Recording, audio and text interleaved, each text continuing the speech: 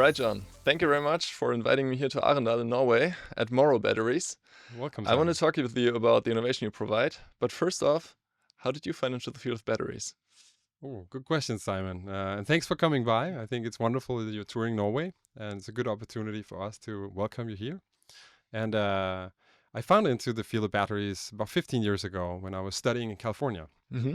And I was in a lab doing bio-inspired materials. And one of the trends at the time was to look at how you could make materials in a more sustainable way. Okay. And so I worked with making the spinel LMO, but also the nickel-based spinel LNMO Mm-hmm. that has a higher voltage as a cathode material for lithium-ion batteries. And I worked with that in hydrothermal synthesis and all these exotic processes to make it, which are not really scalable, but that was my intro at least. And then I was caught by that. So Cool. Yeah.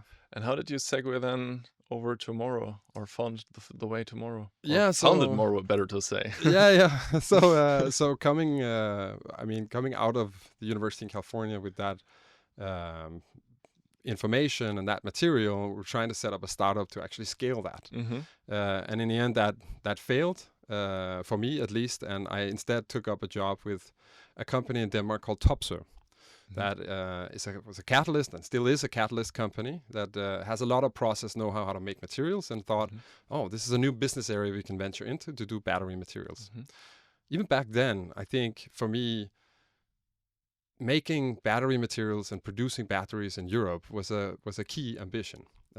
Denmark has actually quite a strong, so I'm from Denmark, has quite a strong history with that. We made some of the earliest primary batteries, Hellesen, they were called, had a big tiger on them. Okay. And later on, there was also a company called Dan Ionics that made lithium polymer batteries for laptops and so on. But that that kind of eroded and moved to Asia.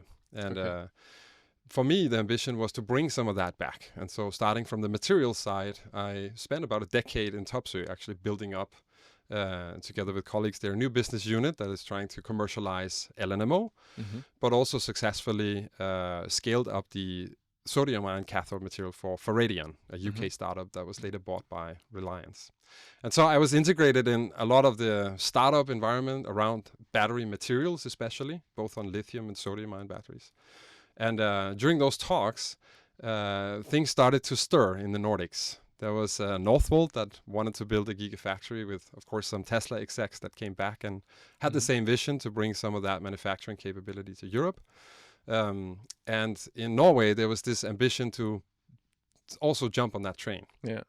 And so I ended up joining MORROW and becoming one of the co-founders of that company in early 2021, and basically taking in the momentum from LNMO to creating our product roadmap for the future. And I think this is the perfect opportunity to open up the key question on the key innovation that MORROW provides. Yeah. So we've just had a short tour of our factory here in Arendal, right? Which is a 7 ppm line, as I mentioned, that is currently scaling up LFP graphite batteries for energy storage systems. And although we have a very competitive product on performance, it is difficult to compete on price in the current environment, especially in that chemistry. And for us, the innovation is not so much this factory or the processes. We actually aim to reduce the risk a lot as a company starting up as a new manufacturer in Europe. So it's very, of course, high-end and innovative production equipment from South Korea, but there's nothing new process innovation. So our innovation is a little bit before, a little bit upstream from the cell assembly. It's in the materials. And we have already built a better LFP product that I think has a unique high temperature performance because of our insights into how the phosphate chemistry, the solution of iron, and but so on. also low temperature performance at the same time, or how would you? Similar low temperature, I would say. So it's something where every time you optimize for one parameter, you lose something in the other. So it's a good question. It's important. Like high temperature LFP, that is something I really see emerging in stationary storage. Exactly. So that you can get rid of the cooling system. Yes. So there is a business case, certainly. Yeah, for sure. At least we wanted to expand our performance in that dimension. And of course, as I think Jeff Dan always talks about beating the clock, right? With many chemistries, you can beat the clock by cycling very fast, and then you can show, oh, we have 2,000, 3,000 cycles. So in our case, we were aware of that. We have to be able to operate the cell at elevated temperature for a long period of time also, not just many cycles. Yes. So we're trying to optimize for that. And I think some of the effects that then has in other dimensions is what we're mapping out now before introducing it to the market. Okay. But I think coming back to your question, what is the key innovation of Morrow? To me, that is the understanding of the materials that goes into a battery. That really is the DNA of the battery. So we often talk about having a battery materials toolbox, and the fact that you have different cathode and different anode materials and can mix and match them in different combinations really brings to life a lot of synergies and a lot of extra understanding. Yeah. So in the background, we're working also to commercialize chemistries based on the nickel substituted spinel that I started working on 15 years ago as one of the first companies in the world.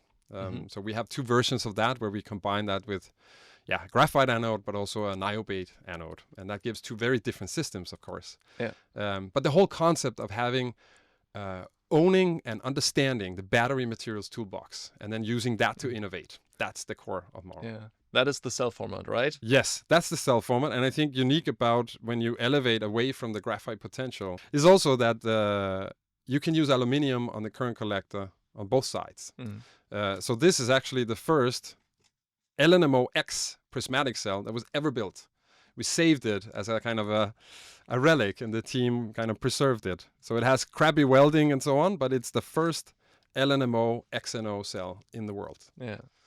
And it's cool. Yeah, we're doing a second generation of that now. This is 2 years old almost, and we are now ready to go into a sample stage with cell assembly starting here in November. Yeah, it's so inspiring. Right now, just same can and cap as our LFP cell, which is the BEV2 format, and we also plan to introduce a smaller cell format that is more versatile for power applications.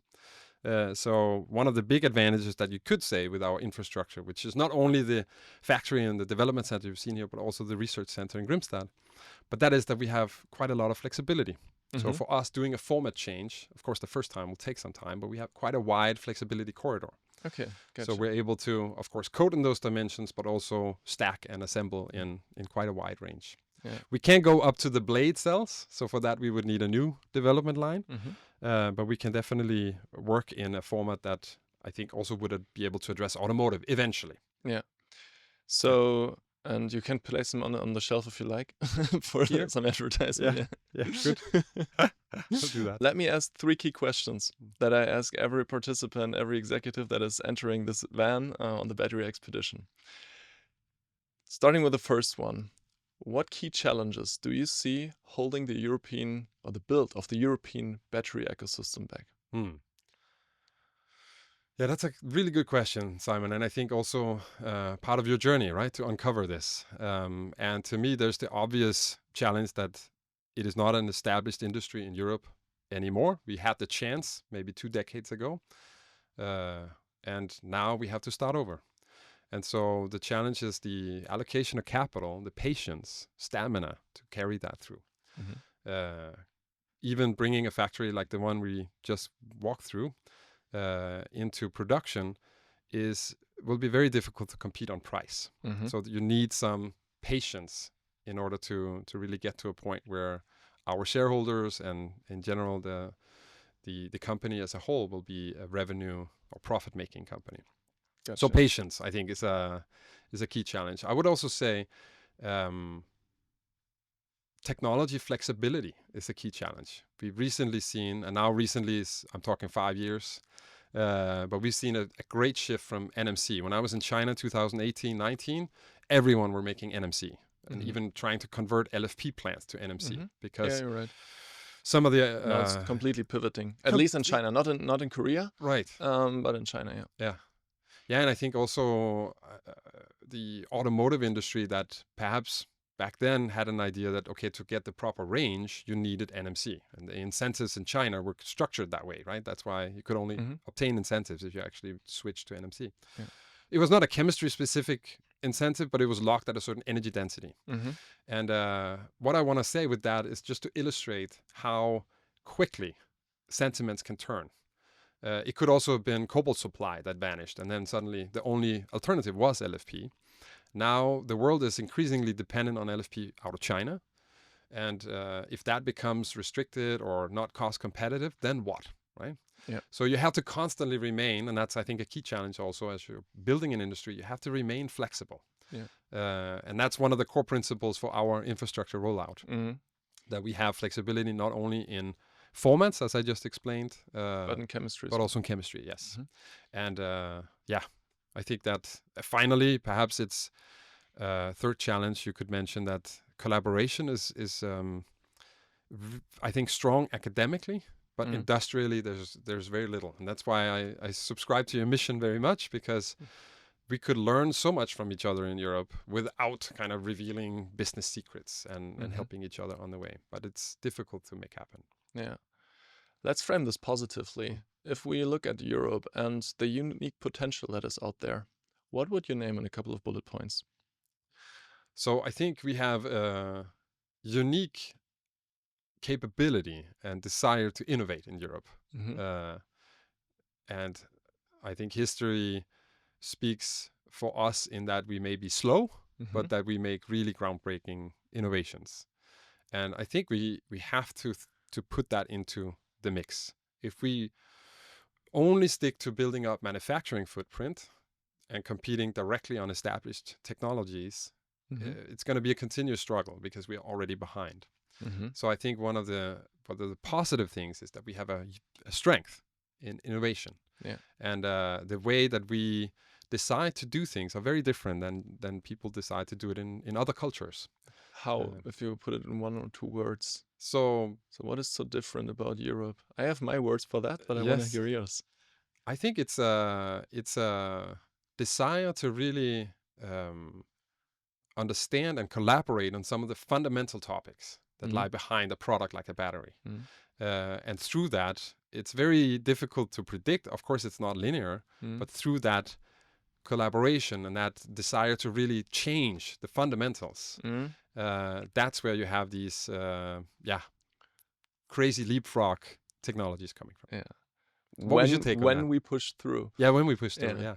I would say we're very thoroughly Mm, in what we do. Like yes, it's kind of the same thing that we yes, say with groundbreaking or like going down to the fundamentals. yes, That's what I see. Like this is where Europe really shines. Like, but the problem is, and that's why the expedition is there. And I'm trying. We need to build up an innovation pipeline that leverages this core tech, this really fundamental research, and bring it to the market in yes, order to create a revenue that then creates a positive feedback loop and exactly. accelerate our industrial innovation Yes, for this now in the battery sector, right? right. So that is what I see. Like this is in the key DNA, Yes, and with this goes along this overthinking, over tinkering, over engineering, and not just trying and fail fast, how you would learn in the USA, for example. right. That's a kind of an attitude there, right? Yes. So pivoting over to the final question then, and your advice for our industry, what would be your call to action if you would give one advice? Well, I think we have to remain patient. We have to keep a lot of stamina. We Mm-hmm. need a lot of stamina. And I really urge shareholders and investors, governments, um, employees, Mm-hmm. everyone who are trying to bring this to Europe, this technology to Europe, manufacturing as well, to really keep working hard at it, having the patience. Mm. I think that would, it's maybe not, I don't know, a call to action, but it's at least a call to keep doing, keep Okay. working on it, Yeah. keep at it, and don't give up. It's difficult, and of course we've seen recent headlines that kind of want to signal that it's failing, all of it, and we can never succeed. But of course we can. Of Mm-hmm. course we will. Mm-hmm. It's just a matter of time, and we have to stick in there. So we invite everyone that has the same patience and stamina and key drive for innovation to come with us and collaborate with us. And we're very open to Yeah. partnerships and so on. Okay. So that can only help that, right? Yeah. Yeah. We I support each understand other. that. And I 100% agree. And I'm also driving across Europe to understand like which partners could potentially be a fit for the cell format and other things around your innovation that could be helpful for you pushing forward. Yeah. Yeah, I appreciate the leads you already gave. That was a good. So Thank you. yeah, with that, thank you, John, for having this conversation, the invitation, the tour, and I'm looking forward on the further exchange along Likewise. building our industry. Thanks for coming back. Yeah.